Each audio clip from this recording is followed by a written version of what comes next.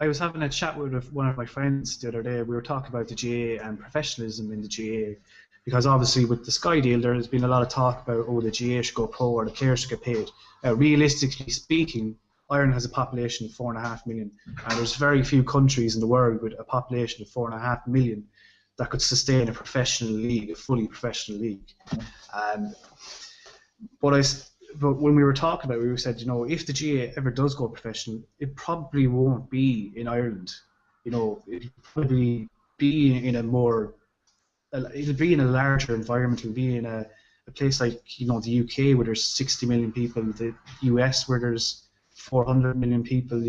It'll have to be in a large, or Australia where there's 18, 19 million people, and the GAA is hugely popular there. So we were talking about it. We thought, God, if the GAA ever does go out professional, it probably will be in a foreign country.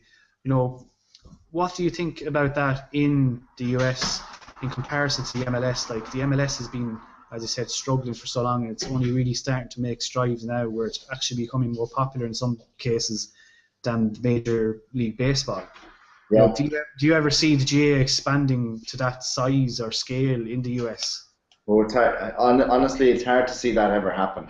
I mean, I see it expanding here and continuing to grow just by nature of the fact that there are so many Irish here now. And I've been all over the world, and we spoke about this before. I was involved in some of the Middle East clubs as well, and I've seen how the sport grows, and then it'll dip and grow again because of the nature of Irish people moving around the world. And it'll always be there, though, and it'll always be present overseas.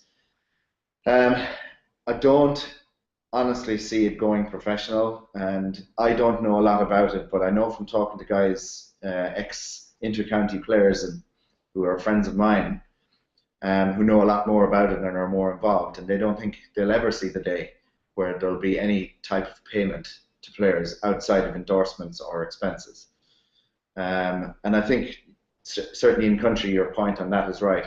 And when you translate that to someplace like here, I mean, the best example of that would be someplace like New York, where they have their own league and they enter a team into the All-Ireland every year, but they still don't do anything. They don't make any inroads into that tournament every year, or into the championship back home really any year.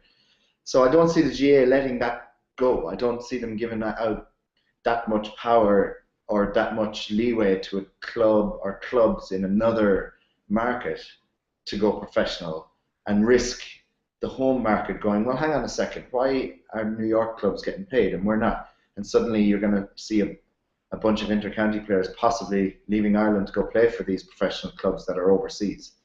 So I don't see it, to be honest, Kevin. That's my opinion.